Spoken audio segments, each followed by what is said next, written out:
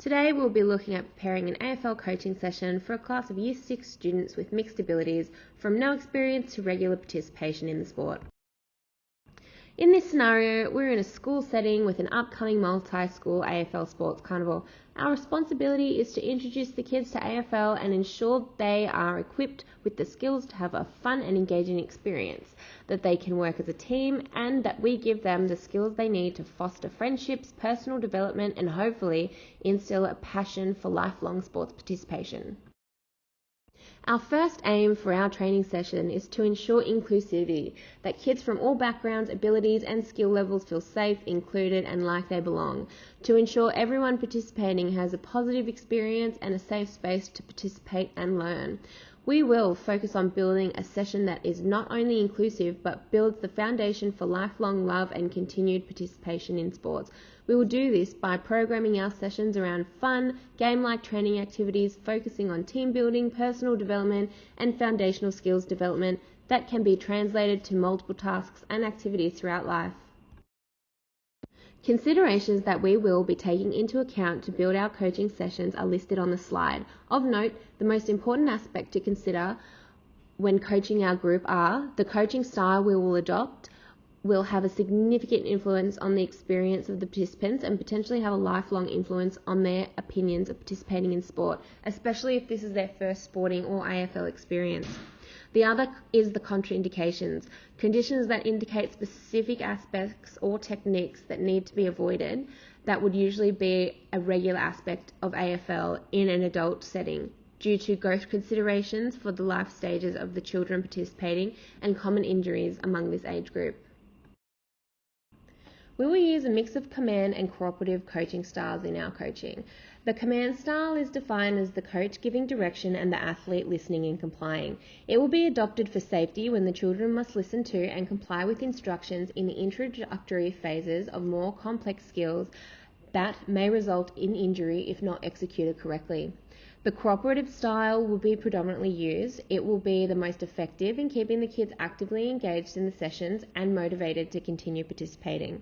This style will also help the young athletes to develop their decision-making, communication and problem-solving skills, which is an essential aspect of coaching young athletes. Due to developmental reasons, there are some contraindications that impact what Year 6 students can and cannot do regarding football. Further considerations also need to be made, understanding that students are a part of a mixed ability group. For example, students will vary in fitness ability, skill ability, cognitive ability, and medical concerns. Before any physical activity takes place, we must consult current student medical information or health plans. According to Della Mata, a safeguarding consultant for junior AFL, common injuries for students aged 11 to 12 include abrasions, shoulder dislocations, jammed or broken fingers, and ankle sprains. Given their stage of growth, full contact tackling should be avoided. It is important to protect developing bodies from unnecessary strain and potential injuries. Tackling poses an unnecessary risk, especially for students who have never been exposed to AFL or tackling. Rather, touch football variations will be implemented. Excessively pumped or large footballs are another contraindication. This is because they pose a risk of impact and hand injuries, especially for children with small and fragile hands. Rather, softer and appropriately sized football should be used. According to Sharon, the official ball manufacturer of the AFL, Year 6 students, both male and female, use size 2 footballs.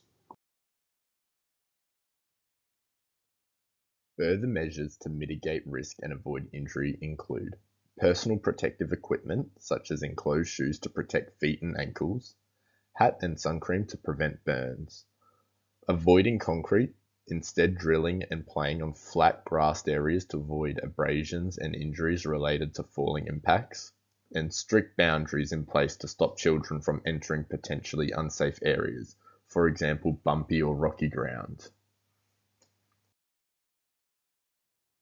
To ensure safety and create an equitable environment for all students to learn and participate in AFL, modifications will be made to the game and training. Games will follow an AFL 9 style of gameplay with some adjustments. AFL 9s is a safer and more inclusive style of gameplay. It bans bumping and tackling and reduces the number of players on the field.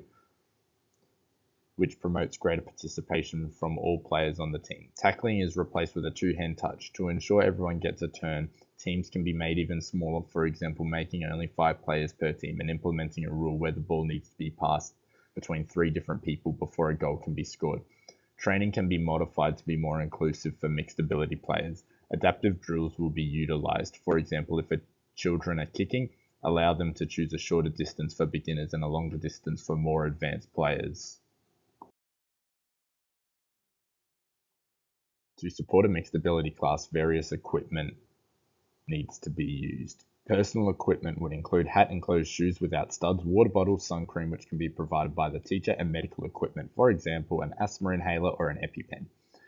For training, various ball sizes and shapes would be used. This is because larger balls and balls of different sizes may be easier for students to use and help their training. Games would require bibs to identify teams, board for scoring, small goalposts, either rope or cones to mark out a smaller rectangle-sized field in line with the AFL 9 style of play.